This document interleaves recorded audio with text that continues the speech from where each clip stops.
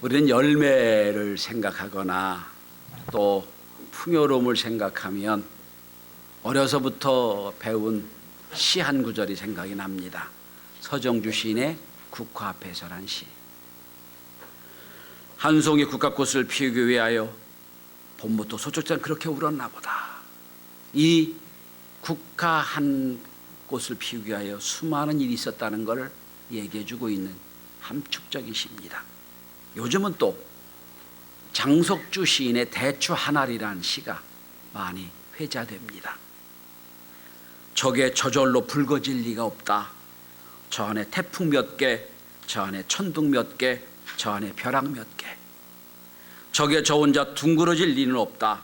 저 안에 무서리치는 몇 밤, 저 안에 땡볕 두어 달, 저 안에 초승달 몇 날. 그러니까 열매 맺는다는 것은 그렇게 쉬운 게 아님을 가르쳐주고 있습니다.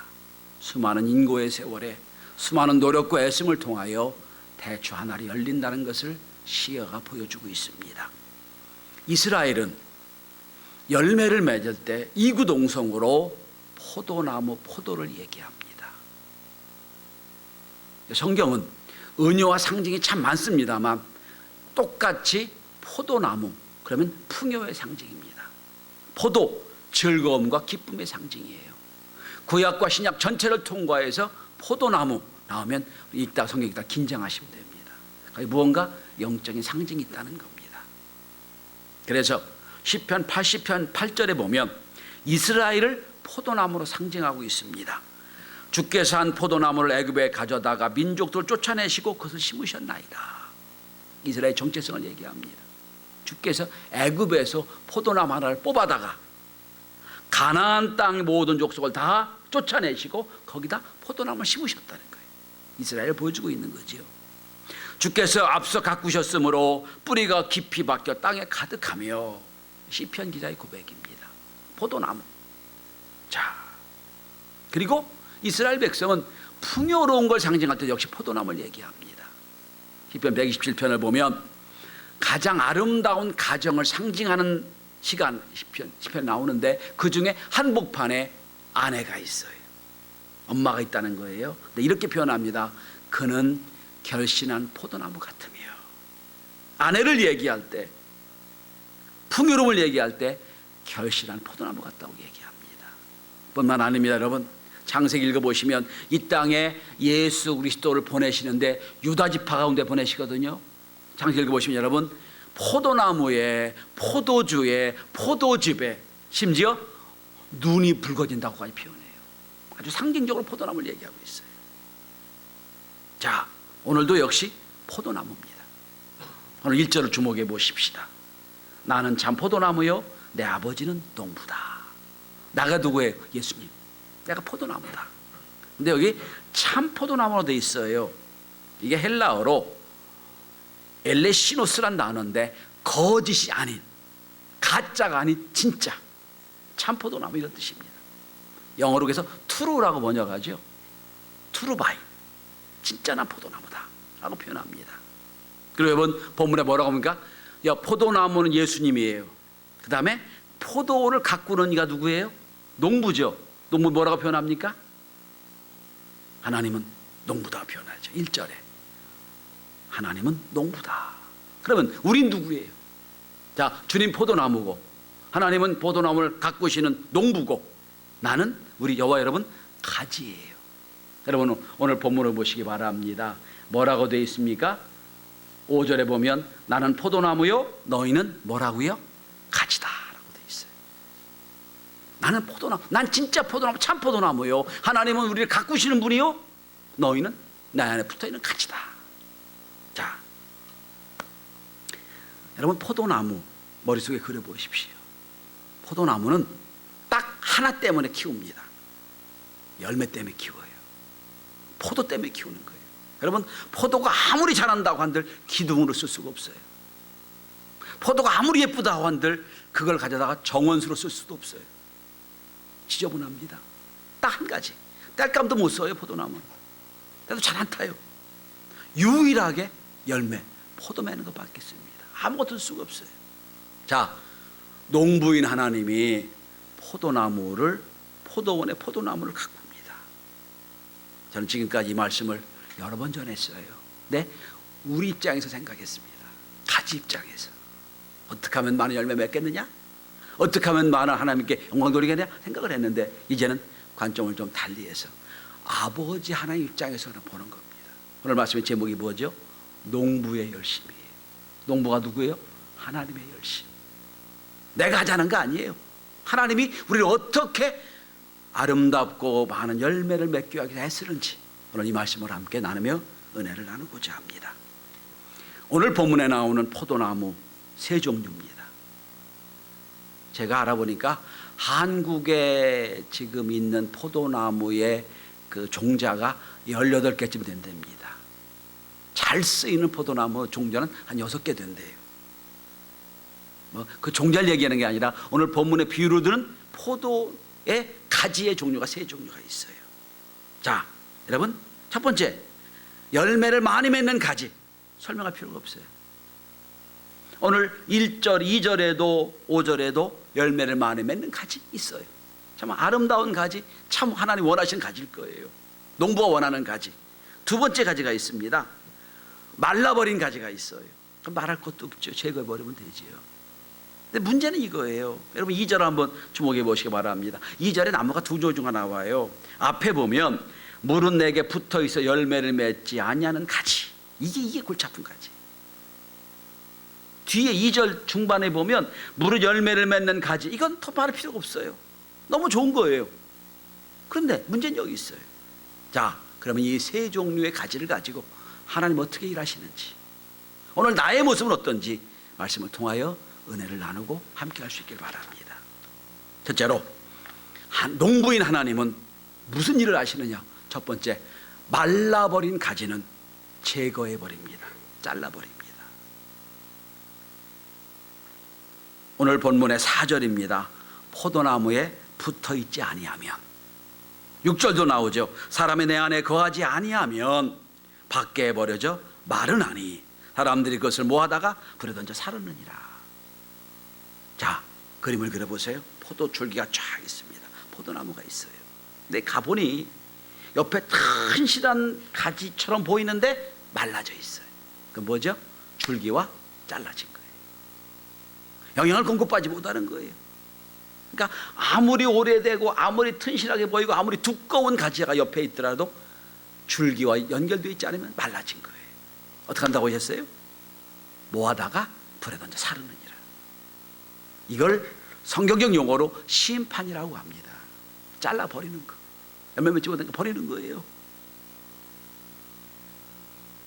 말라졌다는 것은 줄기와 관계가 없다, 잘라졌다는 거지. 그러니까 아무리 좋고 아무리 두껍고 아무리 튼실하게 보이는 가지여도 원 줄기와 잘라져 있으면 영양 공급받지 못하니까 그냥 죽은 거예요. 죽은 건 잘라버립니다. 아까울 것도 없고요, 잘라버리는 거예요. 생명은 관계를 의미합니다. 하나님과 나와 관계가 없으면 잘라버리는 거예요. 자, 이건 뭐 말할 것도 없고요. 두 번째, 열매를 많이 맺는 가지가 있어요. 오늘 2절 중반을 봅니다. 무릇 열매를 맺는 가지는 더 열매를 맺게 하려 하여 그것을 깨끗하게 하느니라. 거의 모든 과일나무, 뭐 포도, 사과, 배, 뭐 여러분 아는 여러 나무들 봄철에 다 꽃이 핍니다. 근데 그 줄기에서 꽃이 많이 핍니다. 수십 개가 필 거예요. 근데 그 꽃에서 이제 열매를 맺잖아요. 그런데 그 꽃을 그냥 놔두면 여기서 다 열매 맺을 텐데 그럼 열매가 쓸모가 없어요. 다 작고 상품성이 없어요. 그래서 여러분 어떻게 합니까? 과수원을 가보니까 과수원지기가, 농부가 이제 봄철 되면 그 중에 많은 줄기에 있는 꽃 중에서 몇 개만 남기고 다 따버립니다. 적당한 간격과 거리를 두고 따버립니다. 왜 그렇죠? 그렇지 않으면 다 열매 맺는다고 그러면 쓸모가 없는 열매가 돼요. 먹지 못하는 열매가 됩니다. 따버려요. 그러니까 따는 걸 전지한다 그러지요. 전정한다고도. 열매를 맺는 가지예요. 그러나 그대로 놔두지 않고 그 중에 중요한 것만 남겨놓고 다 잘라버립니다. 버리는 거예요. 봄철에 한번 전정을 합니다. 전지를 하죠. 그다음에 여름철 막 열매를 맺기 직전에 다시 한번 전정을 합니다. 대개는 2번, 3번 전정을 한다고, 전지한다고 그래요. 그래서 봄철이면 농부가 제일 바쁩니다. 다 잘라줘야 되니까. 그래서 열매 맺는 거 만들어줘야 되니까. 여러분 오늘 2절을 보시기 바랍니다. 이렇게 말씀합니다. 더 열매를 맺게 하기 위하여 그것을 깨끗해 하느니라. 깨끗하게 만들어줘요. 여러분 우리도 마찬가지예요. 여러분 컴퓨터 다 아시지요? 컴퓨터 서핑을 하면서 여러 정보를 찾고 하다 보면 나는 별 상관없는데 어느 날부터 컴퓨터가 느려지기 시작합니다. 이상하게. 왜 그러냐? 그 내가 찾은 정보에 딸려온 여러 가지 잡동사들이 많이 컴퓨터에 들어와 있어요. 주기적으로 컴퓨터를 청소해 줘야 돼요. 뭐 청소하라니까 물 청소하라는 얘기 아닙니다. 그럼 큰일 납니다. 아니라 속에 프로그램을 돌려줍니다. 깨끗하게 하는 거예요. 필요 없는 거 제거하고. 여러분 인터넷 들어가 보면 여러 가지 잡동사니 다이렉트해서 그거 다 제거해 버리는 거예요. 제거하고 깨끗하게 만들어 주는 거예요. 깨끗하게 합니다. 그래야 컴퓨터가 다 돌아가요. 마찬가지 여러분 우리는 말씀대로 살려고 애를 쓰고 노력을 합니다만 어느 날 보면 나도 모르는 사이에 각종 죄가 내 속에 다 들어와 있어요. 별게 다 들어와 있어요. 주일이면 와서 하나님 내가 한 주간 동안 살려고 몸부림쳤는데 또 죄를 졌고 또 잘못하고 있습니다. 내가 나를 깨끗하게 하는 거예요. 여러분 오늘 본문의 3절을 주목해 보시기 바랍니다.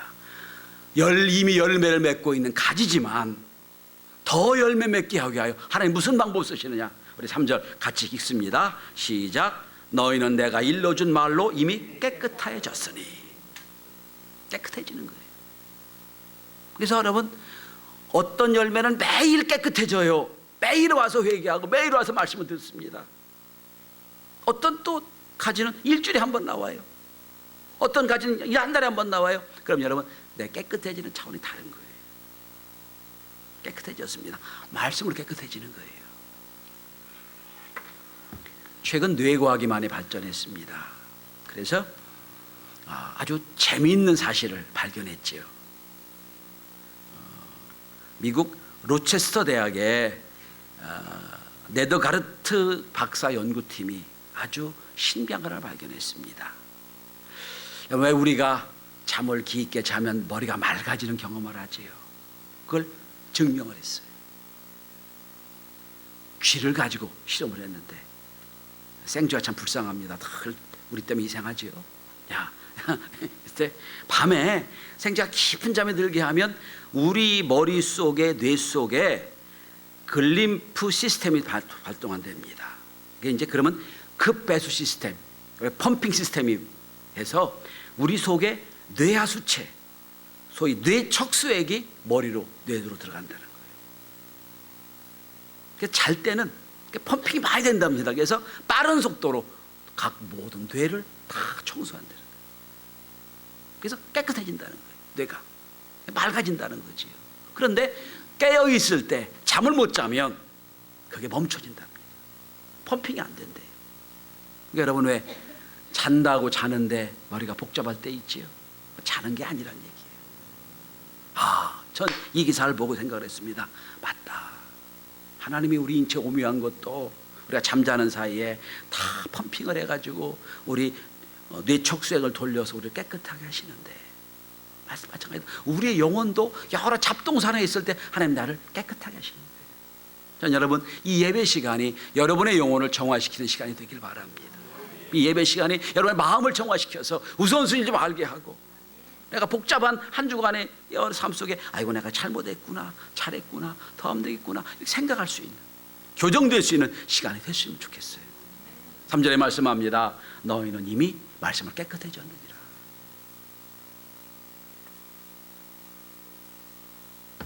자, 문제는 여기 있어요. 이제 자, 잘못된 가지는 제거해 버렸습니다. 붙어있지 않은 가지는 버려져서 불에 터져버렸어요. 던져버렸어요. 시판했습니다. 그 끝. 자, 열매 맺는 가지는 더 잘 맺게 하려고 주기적으로 전정하고 깨끗해졌어요. 문제는 다음의 문제입니다. 다시 한번 2절을 처음에 읽어보시기 바랍니다. 물은 내게 붙어있어 열매를 맺지 않냐는 가지는, 이게 문제예요. 붙어있어. 가지에 열매, 가지가 줄기에 붙어 있기는 해. 근데 뭐예요? 열매가 없어. 여러분, 우리는 지금 밖에 버려져 마르진 가지는 하나도 없는 줄 압니다. 왜 그렇죠? 이미 여러분 주 앞에 오셨잖아요. 붙어 있는 거예요. 지금 붙어 있어요. 자, 문제는 붙어 있기는 한데 열매가 없어. 이게 문제예요 지금. 자, 그러면 농부가 이제부터 무슨 일을 하시느냐 한번 보시기 바랍니다. 여러분, 줄기에서 떨어지면 이미 말하자 버릴 텐데 붙어 있기는 해. 열매는 없어. 자, 여러분, 농부가 와 보니 저 가지가 작년까지 열매를 많이 맺었어. 참 좋은 가지인데 올해 보니까 열매가 없어. 어떡하죠? 잘라버리나요? 보니까 흔들어 보니까 가지에 붙어 있어. 아니, 흔들어 보면 잘라져 붙어 있지 않으면 잘라버릴 텐데 그렇지도 않아. 붙어 있기는 해. 근데 열매가 없어. 어떡하죠? 여러분, 무슨 현상을 볼 때 두 종류로 봅니다. 하나는 생리적으로 봅니다. 원래 태생이 잘못됐어. 원래 저건 안 돼. 그럼 끝나는 거예요. 근데 병리적으로 봅니다. 괜찮은 가지인데, 괜찮은 신앙인데 뭔가 문제가 있어. 병이 들려서 병을 고쳐주면 되는 거예요. 병리적으로 보는 거예요. 농부가 와 보니 가지에 붙어 있긴 한데 열매가 없어요. 뭐로 봅니까? 근본적으로 보는 게 아니라 병리적으로 봐요. 문제가 있구나. 그럼 어떡하십니까? 자, 다시 한번 2절 보십시오. 어떻게 한다고요? 아버지께서 그것을 어떻게 한다고요? 제거해 버린대요. 다시 잘라놔요? 아니에요. 이게 이제 여기서부터 이제 신학적인 문제가 생깁니다. 헬라어로 에이비오라고 하는 단어인데, AIRO 이란 단어인데, 이 말은 두 종류를 갖고 있어요. 한마디로 take off, 잘라버린다 라는 말이 하나 있고, 또 한 말은 lift up, 들어 올린다는 말이 있어요. 들어 올려준다. 만약에 열매 맺지 못한 가지가 더 잘라버린다 그러면 오늘 저와 여러분도 다 여기서 사람 하나도 없을 거예요. 다 잘렸지. 다 잘렸을 거라고요. 근데 안 자르고 놔두세요. 어떡합니까? 들어 올려주시는 거예요. 들어주신다. 자, 여러분, 포도나무를 가보시면 포도나무 줄기가 다 위로 올려져 있어요. 아래 내려온 게 하나도 없어요. 다 여러분 나무든지 철살돼가지고 다 망쳐가지고 포도 가지를 올려줍니다. 왜 그렇죠? 올려주고 그 아래로 포도를 마치게 하는 거예요. 어느 날 가보니 이 포도나무가 축 처져 있어. 땅에 다 있어. 열매 못 맺어요. 어떡합니까? 나무로, 그 포도나무를 올려주는, 리프트업 하는 거예요.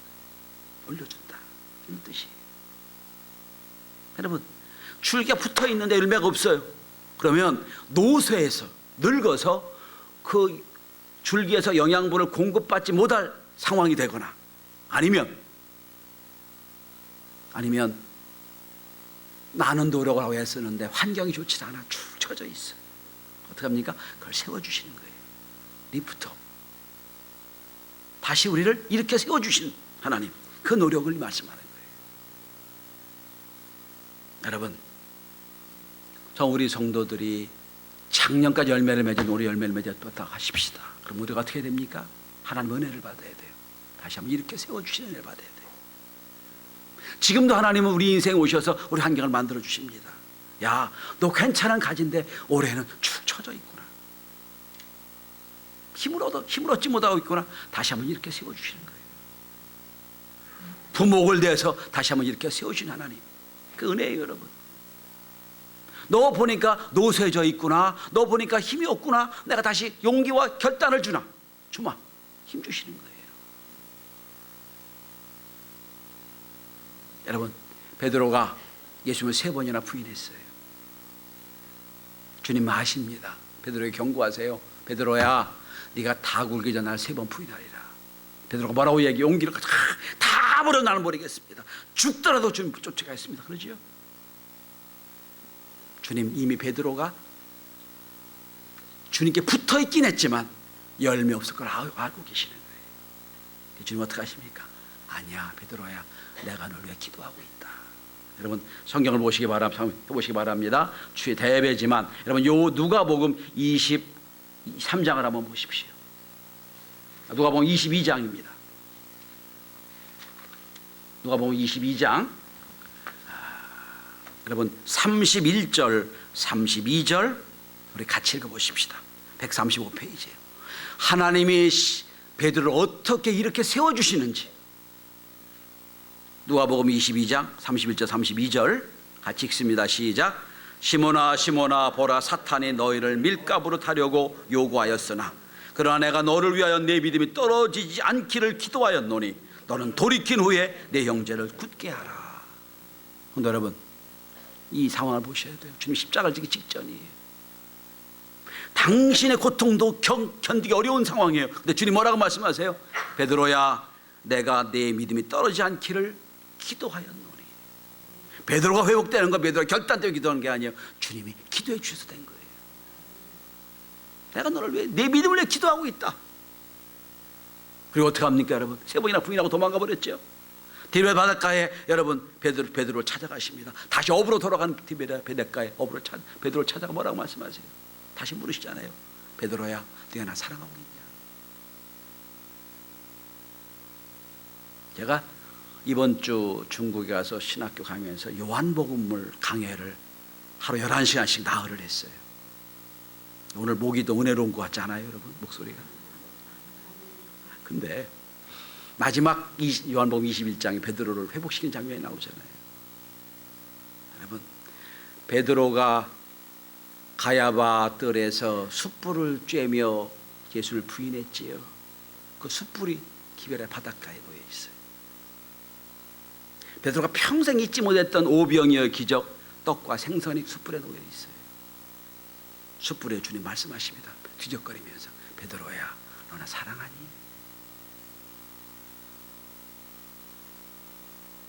제가 그날 그런 말씀을 했어요. 만약 이 자리에 내가 감독이라면 꼭 필요한 게 하나 꼭 내가 넣었을 거다.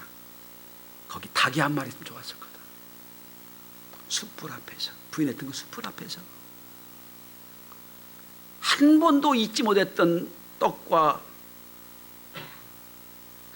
생선을 구워주시면서 그 자리에서 너 나 사랑하냐 물으실 때 닭이 울었더라며. 닭이 세 번이나 우리에게 세 번 부인했던 그 장면이었더라며. 그 말씀을 제가 쫙 전하니까 다 눈물바닥이 일었어요. 주님 우리를 그렇게 회복시켜 주십니다. 그 회복이 여러분 지금도 일하신 하나님이에요. 내가 너를 위해 기도하였노니. 근데 여러분 지난 1년 동안 여러분 열매 맺으셨습니까? 아 목사님 내가 그 작년에는 열심히 일했어요. 열심히 열매 맺고 영혼 권도했어요. 아 그건 과거고 그건 지난 얘기고요. 올해 한번 돌아보십시다. 열매 맺었나요? 붙어있긴 했잖아요. 주님 앞에 붙어있잖아요. 붙어있는 열매는 맺어요. 주님 우리의 오십니다. 다시 한번 기회를 주세요. 내 인생을 이렇게 세워주세요. 너 힘들구나. 내가 다시 한번 성령주 그 은혜 주어서 공급받을 힘을 만들어주겠다. 내 환경이 좀 처져 있구나. 너 지금 땅에 떨어져 있구나. 내가 내 인생을 다시 이렇게 세워주겠다. 농부에 열심히 해요 여러분. 850대 1로 영적 전쟁을 했던 엘리야 너무 힘들었습니다. 분명히 불로 이겼는데 아합과 이세벨이 안 변하는 거예요.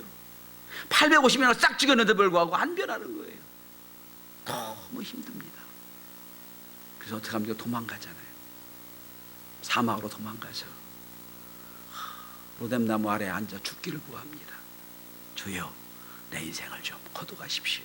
난 못하겠습니다. 어떡하세요 여러분? 지친 엘리야를 찾아오셔서 천사를 동원해서 먹을 것 주십니다. 물을 주시고 먹을 것 주시고 잠들게 하십니다. 자라 쉬어라. 다시 힘을 주시고 은혜 주신 주님. 그래서 말씀 앞에 다시 한번 서게 하십니다. 그리고 다시 회복시키는 주님. 11월 말입니다. 12월이 내일 모레지요. 내년을 준비하는 때입니다. 열매 없는데 깨닫지도 못하고 그냥 어영부영 1년을 준비할 수는 없습니다. 나를 돌아보는 시간 되시길 바랍니다. 내 인생을 지금도 이렇게 세워주시는데, 내 환경을 지금도 다시 한번 지지해 주시고 나라고 열매 맺게 하시는데, 오늘 지금도 주님은 나를 위해 일하고 계십니다. 주님 원하시는 열매가 뭔지 아세요? 오늘 본문에 보시면 찾지 않겠습니다. 열매 맺기를 원하세요. 많이 맺기 원하세요. 항상 맺기 원하세요. 요한복음 15장에 나오는 말씀입니다. 오늘도 주님 앞에 내 열매가 있으며, 열매 맺어야 될 상황인데 맺지 못했으면 하나님 다시 한번 힘을 주십시오. 은혜 주십시오. 제가 다음에는 반드시 좋은 열매 맺어 주 앞에 영광 돌리겠습니다. 결단하는 은혜가 있기를 바랍니다. 내 인생에 찾아오셔서 지금도 일하시는 주님, 그 주님의 힘을 얻어 다시 한번 일어나 주의 일을 감당하는 저와 여러분이 되시기를 주의 이름으로 축원합니다. 기도합니다. 하나님,